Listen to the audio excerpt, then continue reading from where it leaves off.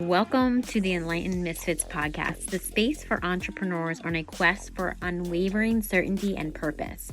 I'm your host, Lauren, and each episode is a compass guiding you through authentic conversations, unraveling the mysteries of your human design chart, and offering tools from the remarkable guest.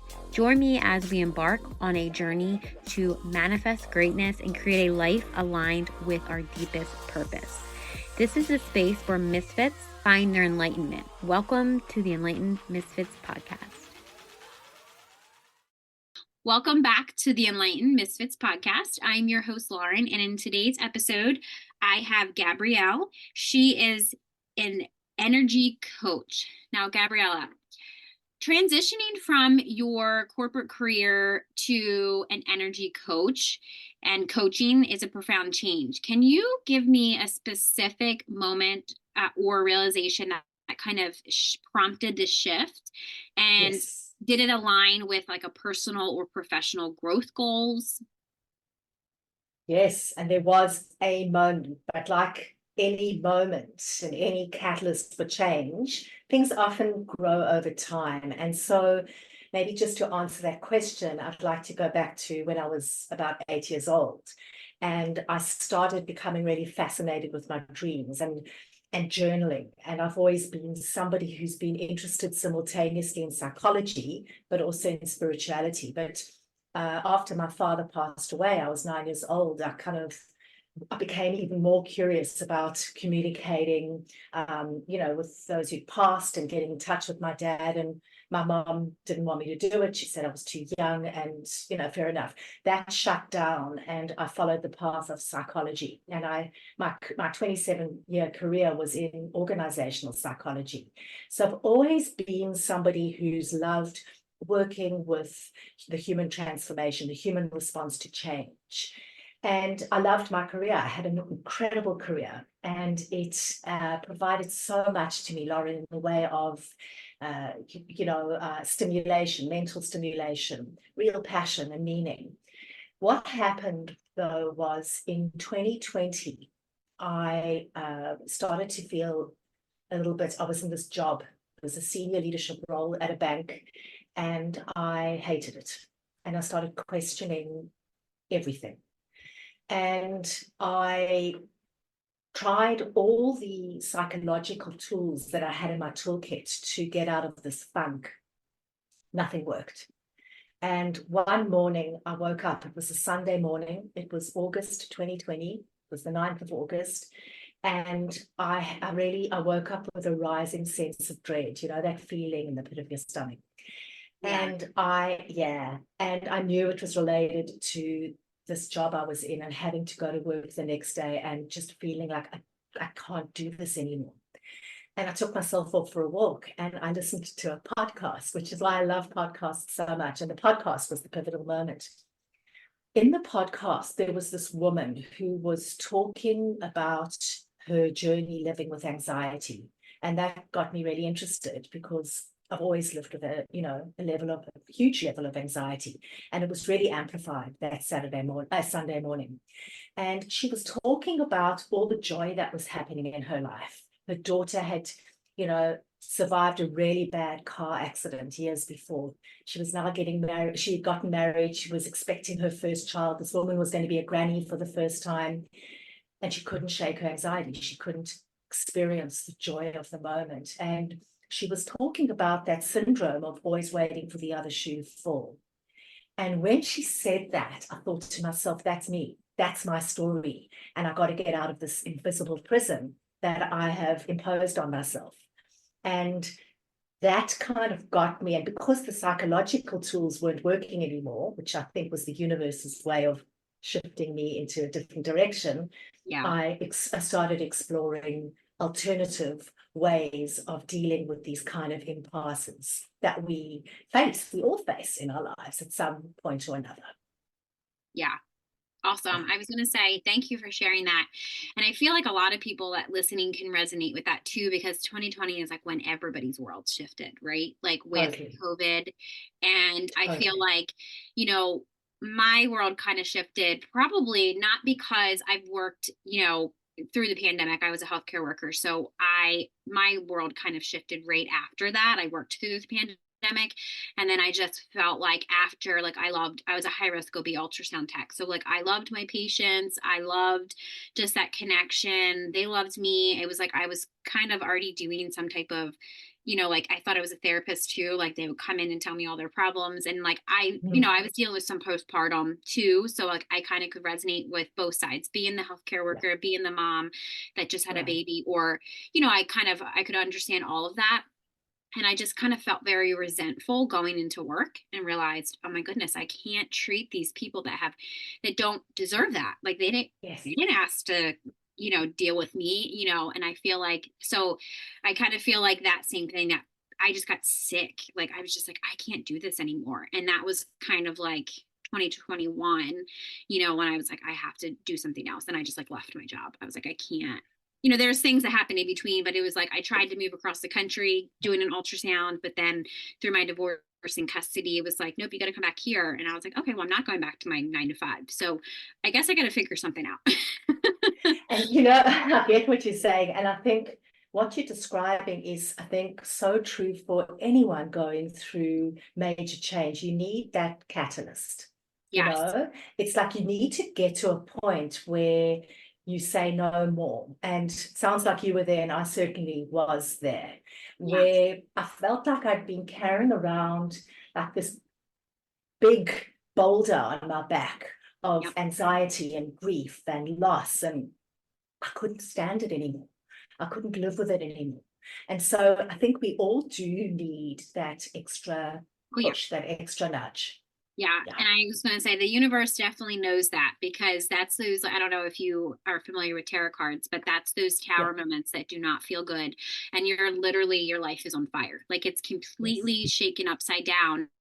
And you feel like, what's going on? Like, oh my goodness. And I feel like I give myself a lot of tower moments, because I feel like it happens very quickly. Like things just happen. It happens. I feel it. And I'm like, okay, here we go. We're going this way, and it's like, it's just so much easier to kind of be like, okay, I'm going to trust to go this way. And, we're going to, I'm just going to trust. And it's just like, well, here, you have me here. So you're going to show me what to do, that kind of thing. So yeah, Yes. Yes. I And definitely, it's oh, go ahead. Sorry about that. no, you go ahead.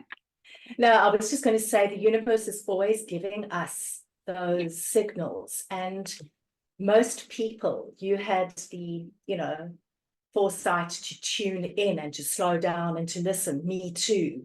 And so many of us ride over those moments. We don't notice them, Yes. or if we do notice them, we don't trust them. And so it's so really important, if you want to live your life in synchronicity and Yeah. really move into the best version of who you are, to actually be in a co-creation process with the universe, because the signs are always coming at us. We just need to choose to tune in, and we need to choose to do something with the Yes. signals. Yes, definitely. So leaving your senior leadership position, like after did you say 27 years? 27 years. Okay, yes, Yeah. that's a long time. Yeah. Which is a very significant decision, right? So did Yes. your leadership skills and experience in the corporate world contribute to the approach that you now have with your energy mastery and coaching? Well, yes and no. I tell you what I've drawn on most is my personal experience, in my life. Mhm. And I like to teach people tried and tested experiences and processes that I have been through, because I trust them and that's authentic for me to teach them. But I was a senior leader, but I was also working in the field of psychology in corporates. Now that stuff I've most certainly brought forward, because I've got to be in a conversation with clients that they can understand. I've got to be able to translate what I'm Right. working with. And so, I might be working, drawing information from high spiritual sources, but my clients aren't interested in that. They're interested in how their lives change. So I bring in the language of identity, of thoughts, of mindsets, of stories, all of that stuff that I've been working with for 27 years. But what I do now is I overlay energy mastery, because what I've realized in studying energy, and that was always the missing piece, is that if you get into, you can't change your life from the wrong energetic state. If you're in a resistant energetic state, which most of us are a lot of the time, you can't actually really make the right decisions, solve problems in the right way. So it's really important from a change perspective, and that you get into this non-resistant energetic state. And so when I work on that, I do energy techniques, but I also am working in a psychological mode so that people can understand what they need to do to keep things up after the sessions are over. Awesome.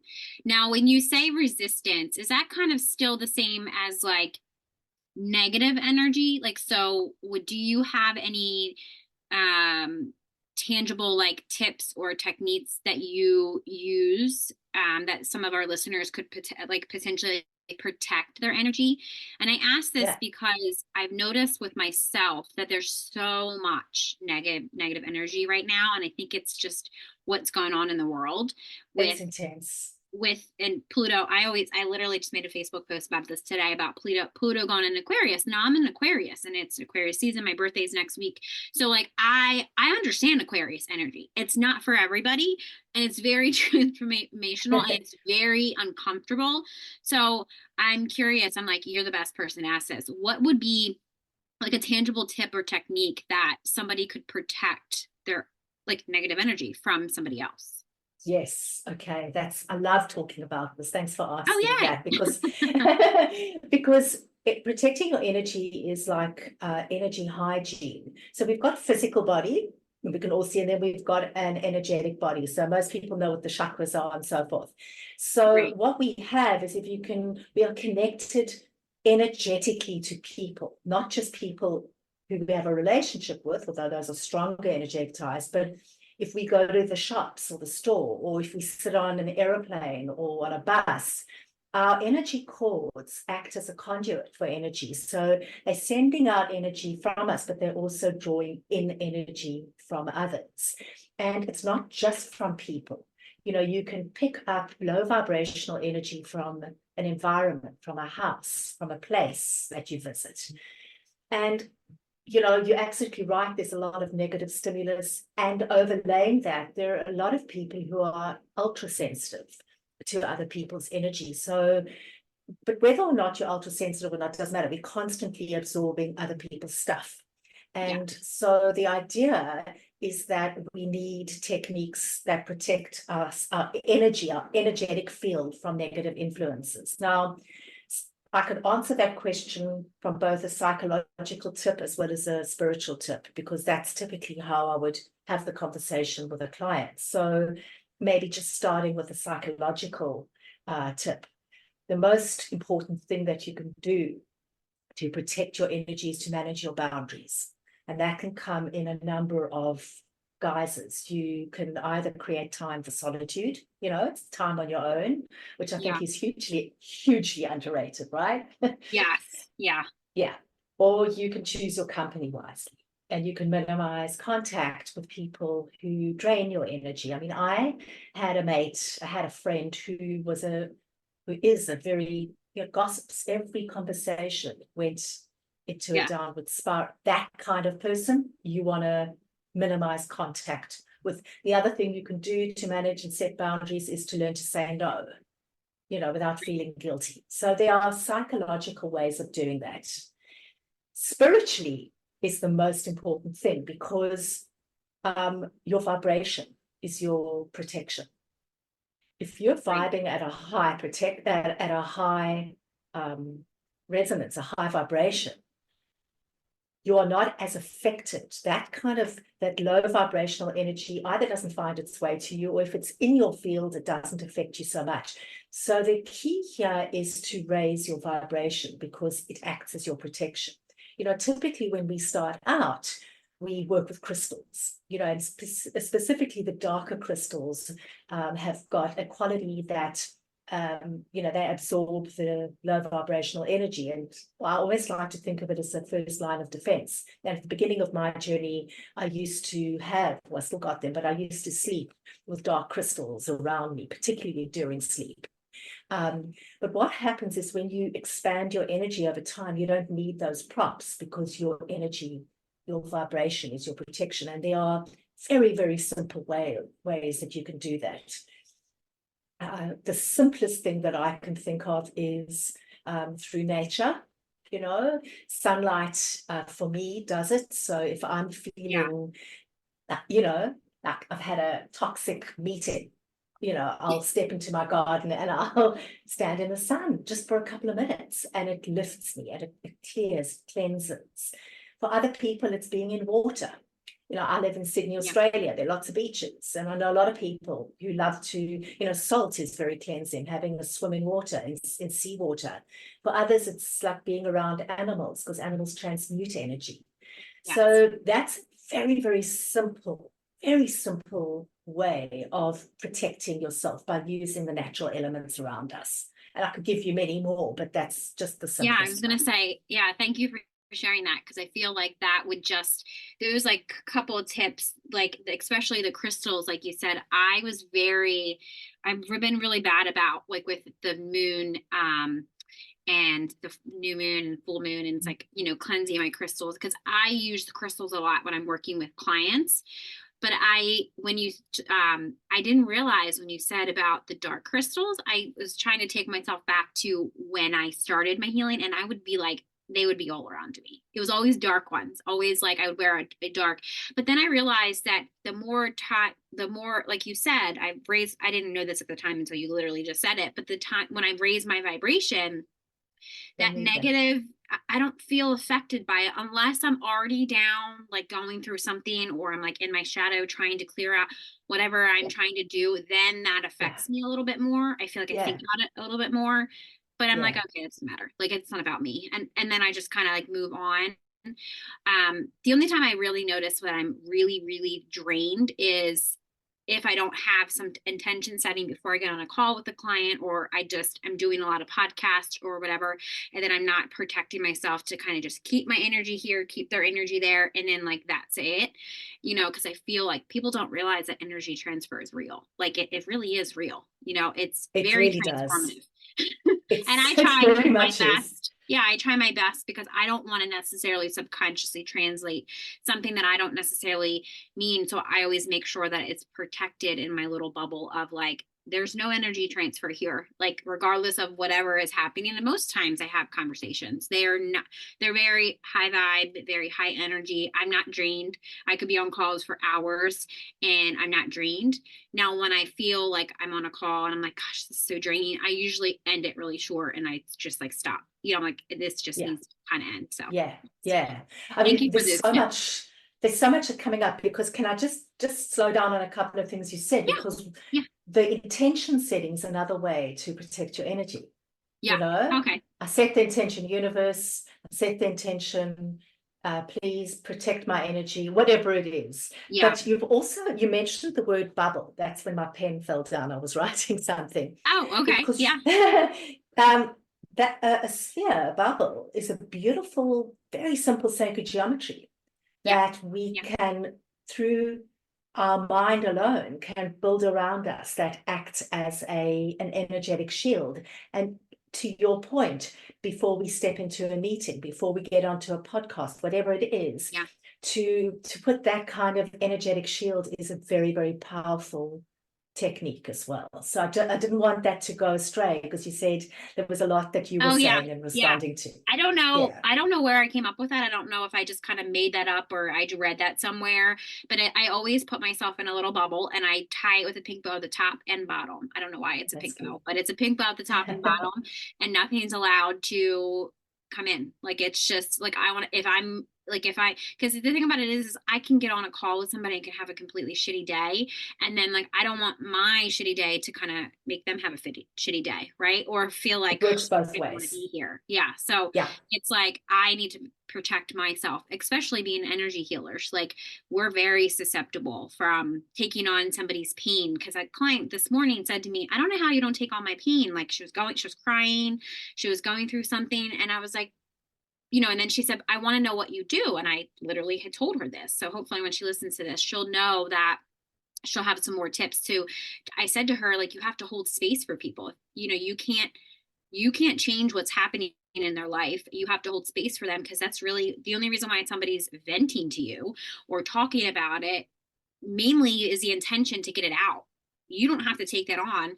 That energy can just be transmitted like to wherever, to an animal, to the earth, to wherever. I mean, you can put it down in the earth. It doesn't, you can grab it and feel like, okay, I'm releasing this. But yeah, I Yeah. love that you Yeah. said that, because it's true. I do a lot of water. So I get a lot of showers. Like if I, Wow. usually it's like, my daughter's like, "You showering again?" And I'm like, "Yeah." Like I need to rinse off, and just to kind of get, because I feel like weighed down sometimes too. So I'm sure Absolutely. that's another tip to kind of, you can rinse your aura, because it's so You cleansing and can. relaxing. I don't know why, but it is. Well, you know why it is? Because water transmits energy. So it's a Oh, conductor of okay. energy. That's Yeah, what it there you go. is. Yeah, So when it's on you, it's shifting and moving energy out of your field. That's why. yeah, yeah. Because I Mm. notice when I'm a little bit kind of like, I don't feel so good, kind of, don't feel like myself, it's so hard to get up and go get a shower sometimes. Like, I don't know if other moms listening to this, but it's like some of those days when you just don't feel like showering, or you just don't feel like doing anything. That is like, that's also the same thing. It's like you just feel like, ugh.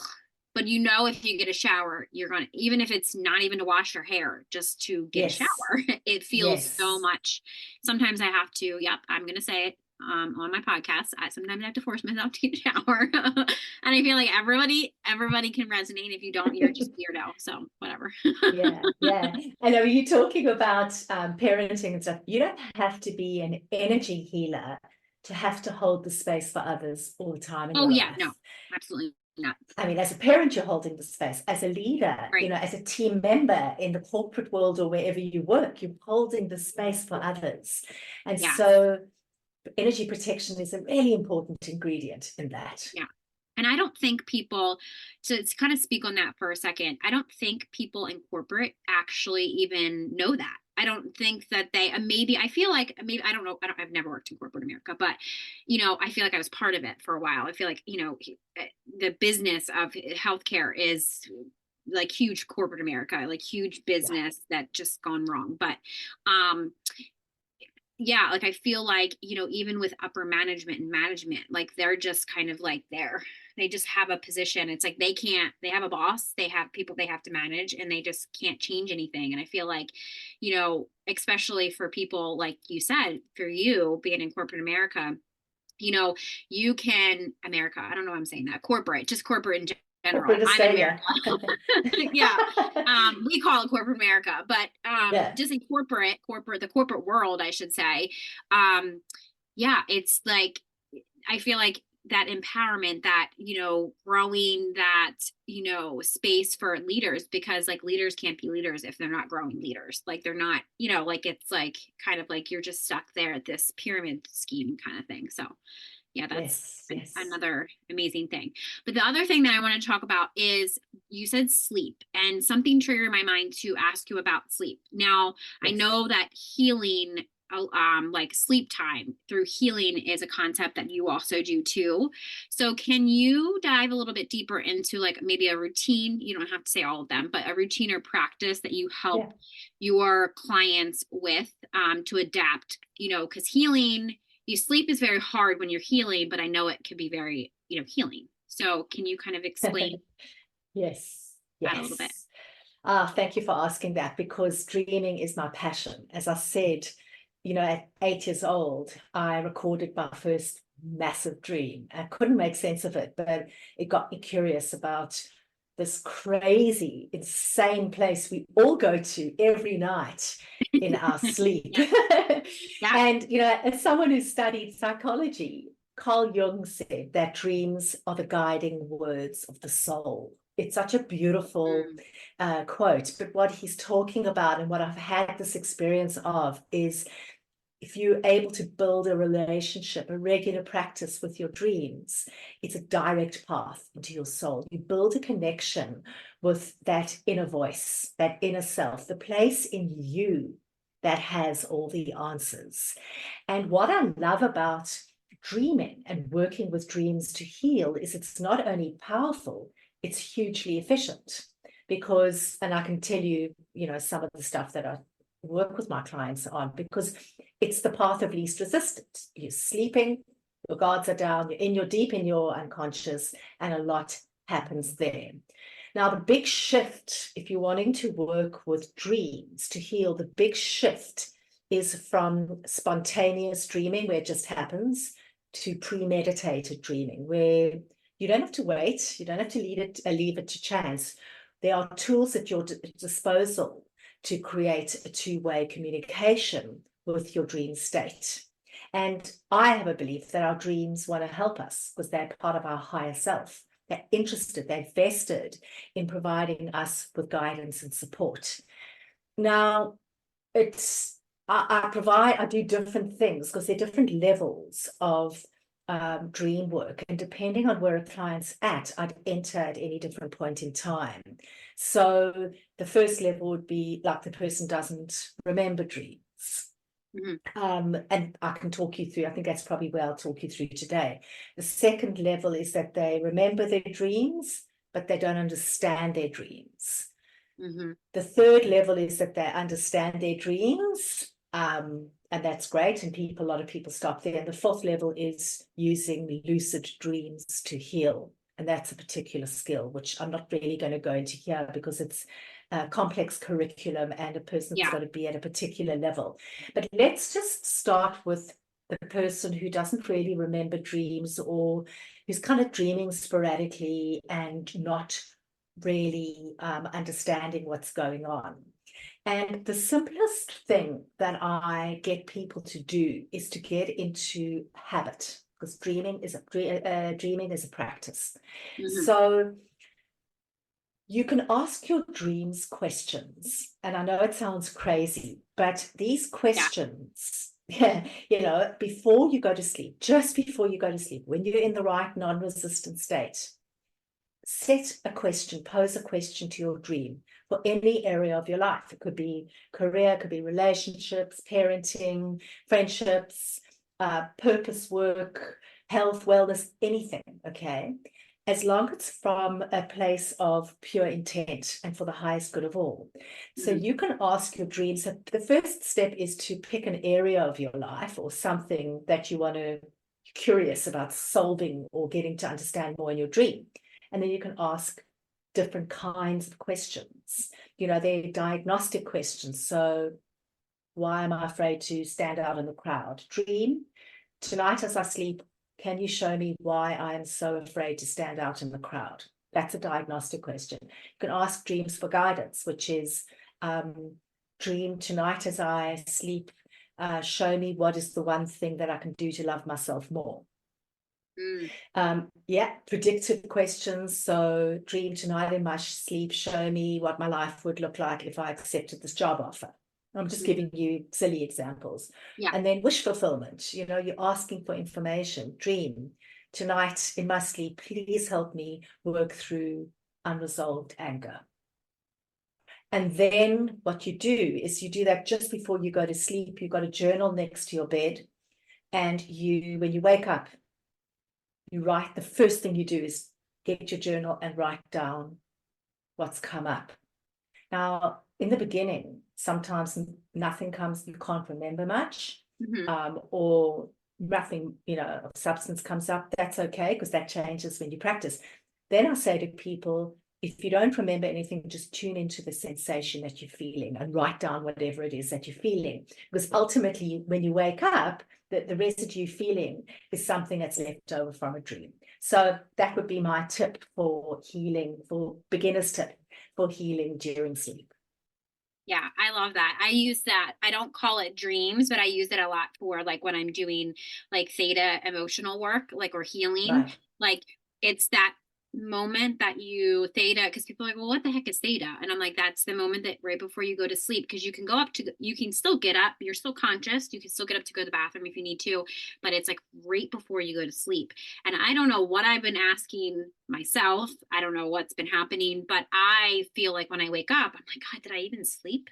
Like I normally I'm not a big now I feel like I'm a big daydreamer. Like I am very imaginative, very airy, like my Pisces moon, Pisces rising, air sign, I'm Aquarius, so it's like I have that big imagination, and dreams are something I always like would sit in school and like, well, I wonder if I wish my life was like this. I wonder what I would feel like if I was this. Like I was always not present moment. I was always thinking of like in the clouds kind of thing. So I am really good at that, but I never really had lucid dreams until recently. And if they've been really clear, I can write a whole book about them. And I'm very good at when somebody tells me something, I'm good, like, oh, well, maybe it meant that. And I always tell people, they always go to Google. As soon as they have a dream that they are like, and I'm like, don't go to Google, because that isn't your experience. Like that is just somebody that published something that they had a dream about. So I always tell them to say like, how did you feel? Like if it's anxiety, if you're being woken up 6 or 7 times, usually if it's angel numbers, like, or it's like universal numbers, it's usually if somebody said to me, a friend said, I keep waking up at 444. I'm like, well, usually that's something the universe is trying to get your attention about something, but like what's going on in your like daily life that you need, because usually it's not 444, and usually it's like the universe is trying to get a hold of you, like, and you need to Yeah. listen kind of thing. Yeah. But like it was kind of funny, one of my old friends that I no longer connect with anymore, but we would always be on the phone, and I would look at the time, and she's like, oh, it's 444. I'm like, I have to go, like, stop saying that, like, this is making me feel weird, like, stop saying that. And then now, since like we're not connecting anymore, it was like a big huge example of like, hello, like she's telling you this now, are you going to believe us? And that's how I always learn. I'm always Yeah. like, no, universe, show me again, I don't believe you. And it's like, oh, okay, you want me to show it again, and then something else happens, and now something else happens. Yes. So yeah, Yes. I I mean, believe, I was gonna say, I believe just like you, dreams are huge, and they have helped me so much, because it's like, was that my reality, or did I dream that? And it's, my boyfriend the same way. He's one of his, superpowers is like he gets actual, like, he had seen 9/11 that happened in the US, in New York, the 9/11, when the planes hit those mm, towers. He's seen that in a dream before it happened. So he gets like big, huge events, like stuff that I'm like, you probably should tell somebody. Like you probably, like, I feel like you're part of that collective that he is here to help with whatever, like you yes. might not get dreams of for somebody else. I usually, if I'm asking, if I have like a portal, or I have like a channel open for somebody, like I'm asking, if it's a client, it's coming in for them. So that's why I feel like I haven't been sleeping lately, because it usually comes through just because I'm so busy during the day, and I obviously don't listen to like other things during the day, that I'm getting them at nighttime. So like I'm like writing Yes. books, and it's just automated, like Yes. it's literally automated, and it's crazy how my pen just writes. It's like, Isn't where's it great? yeah. It's such a So great way of channeling.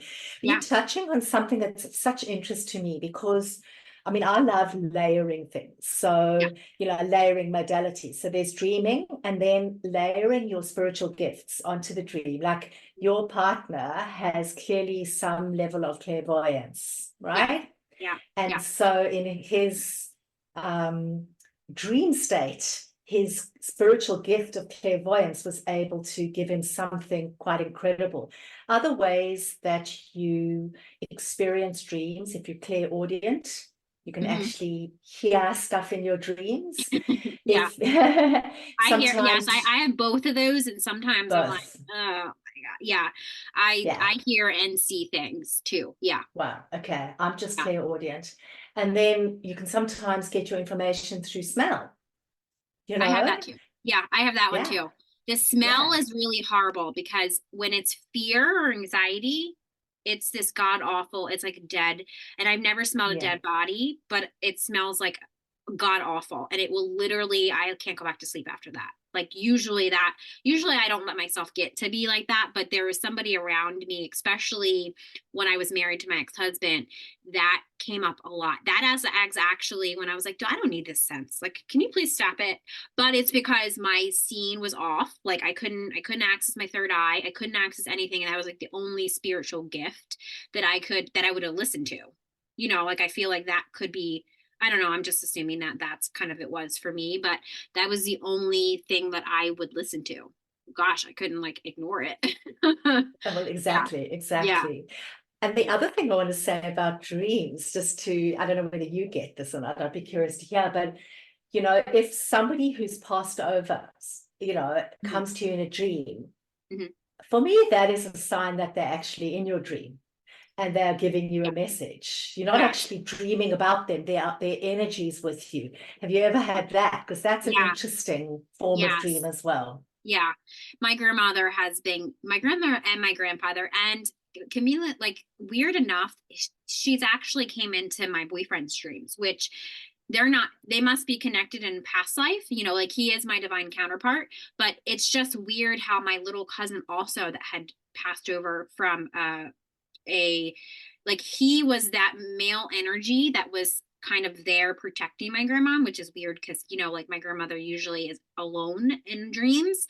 But when I showed him a picture of my cousin Ryan, he said that's him. He's like, I couldn't describe what he looked like, but he was like, that's him. And I was like, that's weird, because usually I guess it was that familiar, this is my grandma kind of thing. But it was so weird that they're in their dreams and they're all over the place. I'm like, but yes, I do agree. That is them not in your, I'm not thinking about them. They're trying to give me a message.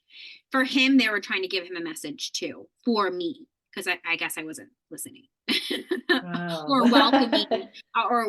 Yes. And, of course, my mom believes in some of that stuff, but like you said, um, they knew that I had special gifts, and they kind of wanted to like not make me seem like I was different than everybody else, kind of like to protect me, which I understand.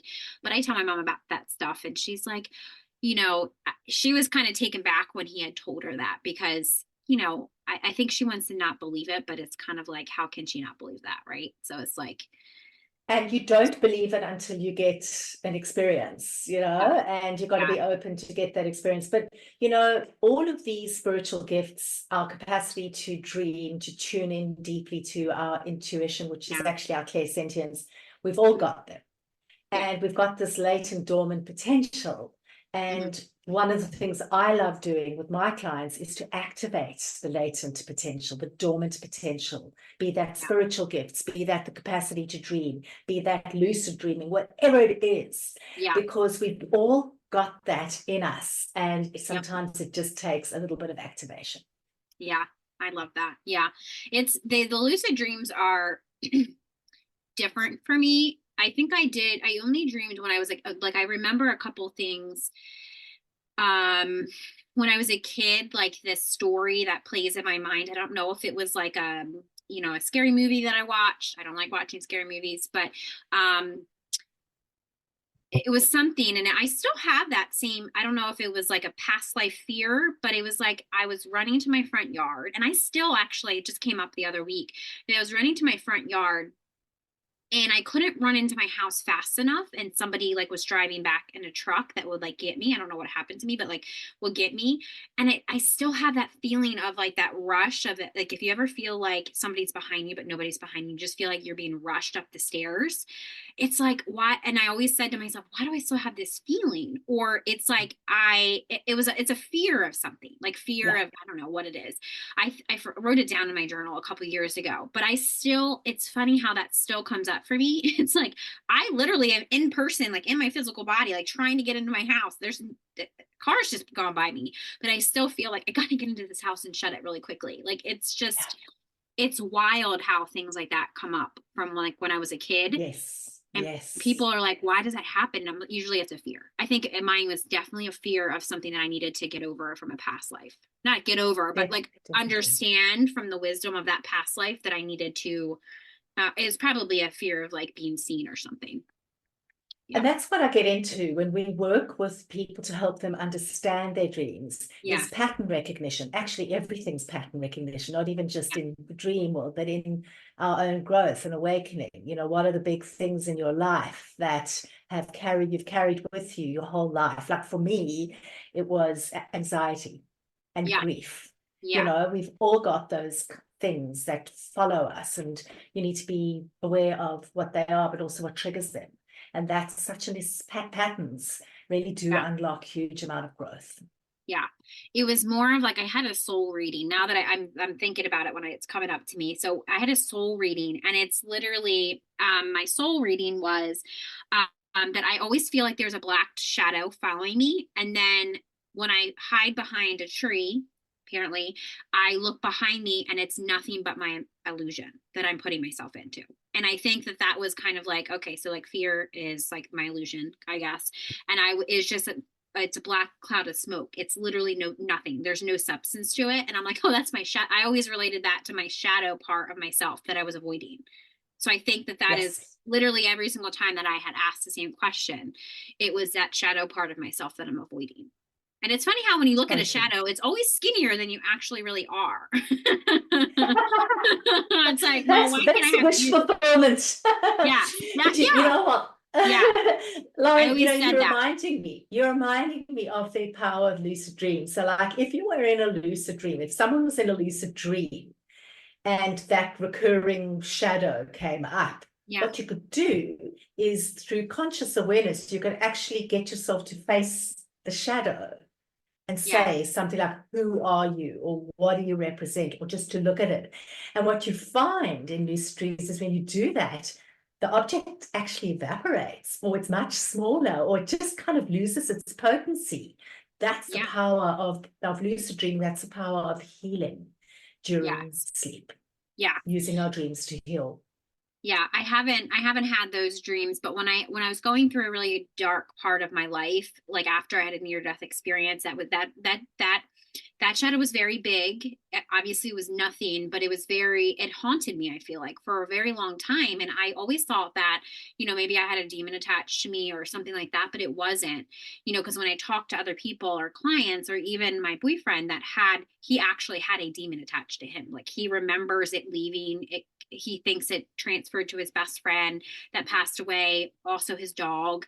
He had those dreams of like that demon was trying to keep him in his addiction, that he's had to kind of overcome. And now he feels, because I always forget that he is in recovery, not because it's like something that is prevalent. It's just he's the way that his demeanor and the way that he is, it just is like, are you sure you're in recovery? It's not something that, but I mean, yeah, he has a huge past of like about 13 years of hardcore drugs. So it was like it wasn't something easy for him. It's not like it just happened. It was like Yeah. there had to have been something attached to him. But Yeah. and it's like when people say there is, like, yeah, it can happen. There's things that are taught, they just leech onto you, and it's your trauma. And if you don't heal it or work with an energy healer or work with somebody to heal it, that demon, like we all have those type of, I don't like to call my shadows demons because like that's a lot of demons, but like, it's, it's just my shadow side, that's, it's what will keep you stuck if you don't like face it. So I love that tip that you said, if you're struggling with something dark, you just to kind of face it, because I feel like that will make it smaller, because light will always like overpower dark. Yeah. Totally. Totally. Yeah. I can go on and on and on, and here I am. Me too. I don't know if you have anything about human design, but I have a defined throat center, so that's why I'm very successful at speaking and talking, because I could go on and on and on. Well, I could keep talking on and on to you specifically, because it's really lovely to meet a Yeah, podcast host who knows the yeah, topic, you know, yes. knows the subject matter. It's great. Um, but I'm sure the listeners are probably like, okay, they're just going on and on and on. I think I'm rambling at this point. So, wrapping up here, is there any last words that you want to say, or any offers that you are doing right now? So I can, the listeners that would love to work with you with their dreams, or even connect with you, first I'll make sure that your links are all in the description box, but or the show notes. But is there any type of offerings that you have, or anything that you're running right now? Yeah. Well, I'll talk about that, but I just want to leave. There is a parting word, which for me, I always say every time a podcast host asks me, it's like energy is where it's at. If you want epic transformation in your life, you've got to take your energy seriously, and you've got to take your energetic state seriously. So energy runs the show. That's my parting word. In terms of offers, yes, I've actually got so what I've learned in my life is that I love grappling with my inner demons. I love grappling with my shadow side. I'm like a self-help junkie, but not everybody is wired that way. Most people have a problem, they want to move through it as quickly as possible. And I've thought about, what are the times where I've really had the biggest breakthroughs in my life? And it's where I've taken 3 to 4 weeks, 28 days, and I've truly immersed myself in an issue. And I've used the skills that I've got. I've poured loving attention onto it. I get into an immersive state. And an immersion relating to release, but also an immersive state when calling in the replacement energy that you want to live your life with. So I've got this incredible 28-day healing program. It's done in small groups. It's virtual, and it's a very, very reasonable price. So what I'll do is I'll get you the link, and it's just, people can go there and play around and see. Really, it's a no obligation thing. You can set up a half an hour, exploratory call with me. If it goes nowhere, that's fine. But it's a really powerful and potent process. Like I was saying earlier, I've tried all the stuff that I do, and I've found what works best. And I've worked with human transformation for 27 years professionally. When you in an immersive state, you embody. It's energetic embodiment. That's the goal here. So so I would recommend that, and I'd like to offer that to your listeners. Oh, awesome. Thank you so much. I was like, and it's only 28 days. Like, that's, it's not 3 months. It's not, oh no. God, here goes 90 days, whatever. But yeah, that's awesome. Short chop. Bite-sized transformation, I call it. That definitely, I don't even know anything about it, but I'm like, okay, sign me right up. You'd be welcome. Well, thanks for joining us on today's episode on the Enlightened Misfits podcast. If you enjoyed today's episode, don't forget to subscribe. You can leave a review and then share with somebody that you feel that will gain knowledge from listening. Stay tuned for more captivating conversations in the future. I hope you have an amazing rest of your week, and I will see you next time.